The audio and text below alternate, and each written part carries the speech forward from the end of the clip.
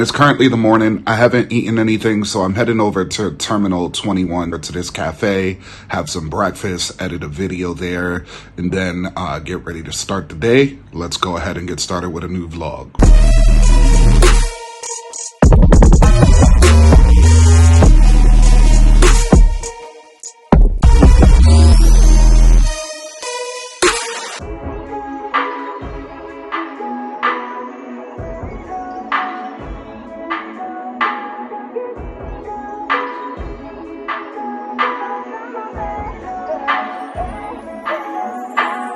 So I just got to Terminal 21. I'm gonna head over to the coffee club so that way I could get some editing done before I head back to the house. So let's head over there so we could do that, and then I'll jump into the point of today's video. Let's go.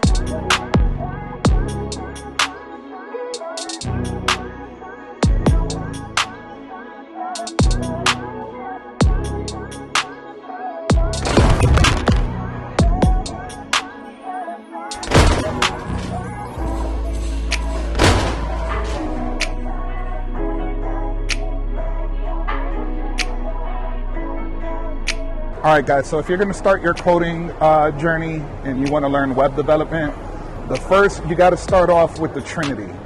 And the Trinity is HTML, CSS, and JavaScript as the fundamental stepping stone to the start of your web development journey. Most websites, are typically built with HTML, CSS, and JavaScript. That's going to be the first three things that I would suggest that you guys learn.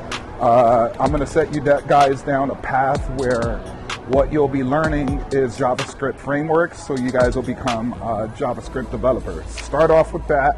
I'll leave the links below to how you guys can learn off of Udemy, and these courses are really cheap. You shouldn't be buying them for full price. Always look for coupons because Udemy is constantly on sale.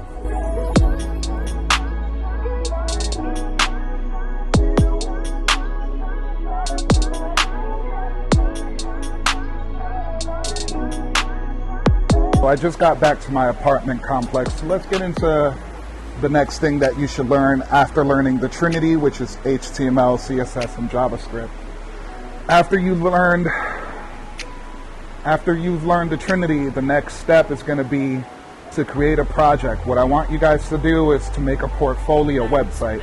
The portfolio website is just your online professional resume, essentially. You're going to have maybe a blog on there, you're going to have a biography, your work history, and the projects that you've coded up on this website. But go ahead and create your own portfolio project, and then the next thing you're going to be working on right after is a front-end framework. So you're going to use a front-end framework. It's actually called a library, but you're going to learn React.js.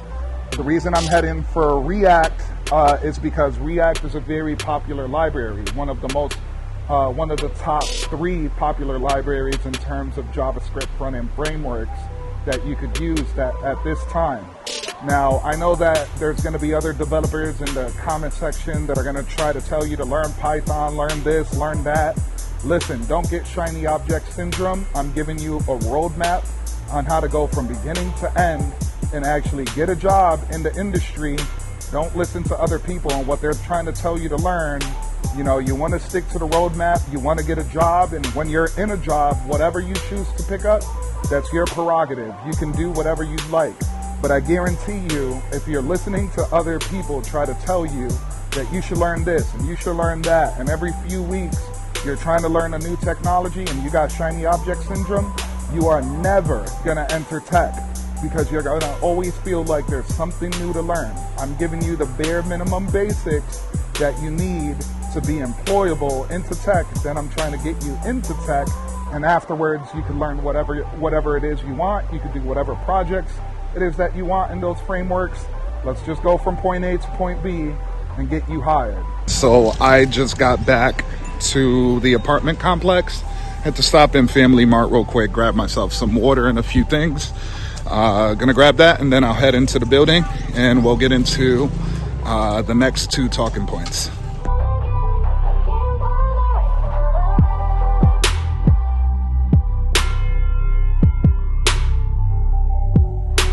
At this point, if you've learned front-end development, congratulations. You have all the skill sets you need to be able to be a front-end developer.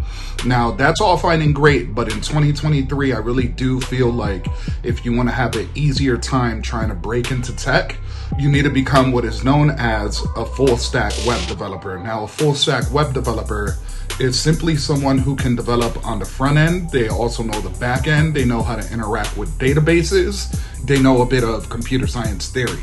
So you're going to have to continue your learning from this point to learn back-end development.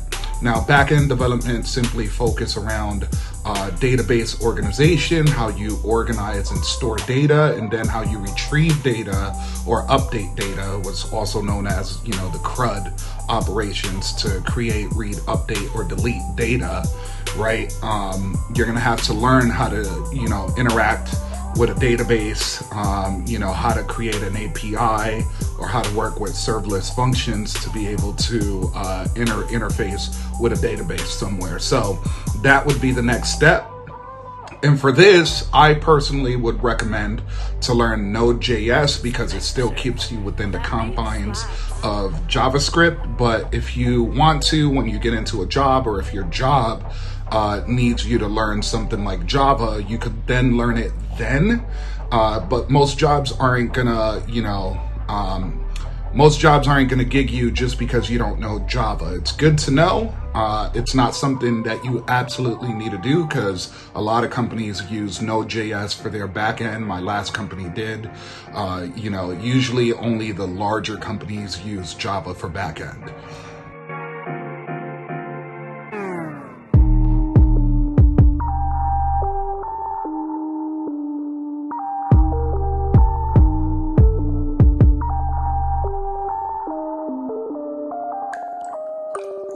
Finally made it to the Big Buddha. I've really been wanting to see this, so a little bit excited. It's right in front of me, man. This should be a cool experience. I'm gonna get up there, explore a little bit, and then we'll jump into the next step in your coding journey.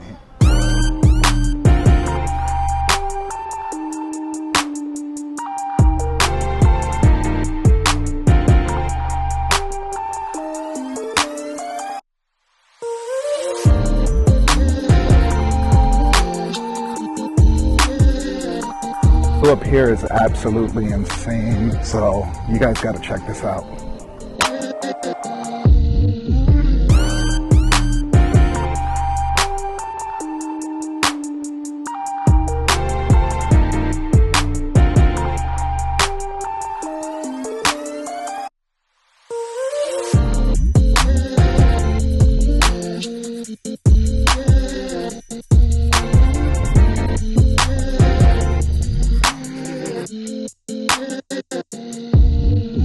Still here at the Big Buddha, just taking a seat, over on the side of the hill. Gorgeous view. So, anyways, the next and final step is going to be, before you guys start entering the job search, to go ahead and start learning data structures and algorithms. You're going to need a solid course for this. You're going to need to get on something like HackerRank or LeetCode and start grinding out these problem sets. These problem sets are what determine whether or not you're going to get hired in many jobs. What they want to know during the coding interview, which, if you guys aren't aware, for you to get hired in tech, 9 times out of 10, you're going to have to do a technical coding interview where they're going to ask you to problem solve and do problems that are similar to these kinds of problem sets that you're going to practice on when you're learning data structures and algorithms. So you want to spend a bulk of your time here studying how to solve data structures and algorithms, so that way when you get into the interview, you're able to hash out these problems and show the interviewee how it is that you think about coding and problem solving. The most times, it isn't about getting the answer right. It's great if you could get to a solution, but if you can explain your thought process and they could walk you through the problem and you could show that you're able to communicate and that you have thorough thought and maybe you just got hung up on one of the elements that maybe you didn't understand, as long as you ask for clarification on the steps and you're going through this whole STAR process, which I'll explain in another video, then you should be able to get through to the next rounds of interviews and pass the technical coding interview.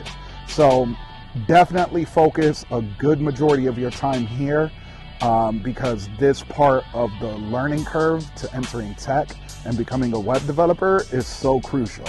So definitely HackerRank, LeetCode. I'll leave some links below that'll explain all of that. You could always save this video, come back to it anytime you need. And I'm pretty sure that I'm gonna start a community of people who are learning to code. So stand by for that Discord server. I haven't started it yet, but it'll be coming soon. I'll probably get the link. I'll probably stand up the server just so that when I upload this video, it's already set and ready and you guys can just join. Then I'll add all the channels another day. So hopefully all of this information is really useful. Let me know if I missed anything. I'm pretty sure that's it, but I'm gonna see if I could think of anything else and I'll come back. So the sun is setting and I just noticed I have to get back to the room so I can edit and upload this next video for you guys to enjoy. So the last thing I wanted to tell you guys is just to keep realistic perspective in terms of the amount of time that is going to take for you guys to break into tech. Realistically, this process should take you guys about 6 to 12 months, depending on if you're putting in part-time or full-time hours. If you want full-time results, you got to put in full-time hours, guys. There's no way around that. And you're cramming in what a lot of students learn in college in 4 years into one. So, it's a lot of information. In the coding boot camp, we said you're breathing out of a fire hose. And yes, you could do this at your own pace, but if you're not putting in a minimum of 4 hours a day, then you need to expect that this is going to take you 1.5 to 2 years. So you could go at your own pace, only put 2 hours in a day. If you'd like, just know that it's going to take you a lot longer. I would recommend, if you have the time, to just, go all in, full time, dedicated. So that way within 6 to 12 months, you can make it happen, get your first job in tech, and continue the learning curve. Not everybody has that luxury, but if you do, definitely do it. If not, then work full time. And after work, man, just go put in the 4 hours. In about 12 to 14 months, I think it's realistic for you guys to break into tech. Anyways, guys, if you liked this video and if it was of value, please do me a favor, either subscribe and smash the like button and hit the notification bell, or if you'd really like to show appreciation for this information, please drop a Cash App down below. Cash App is $LifeWithRilla. I really appreciate it. Any amount helps, and I'll look forward to seeing you guys in the next video where I'll be speaking about the job search process. I'll see you then. Peace.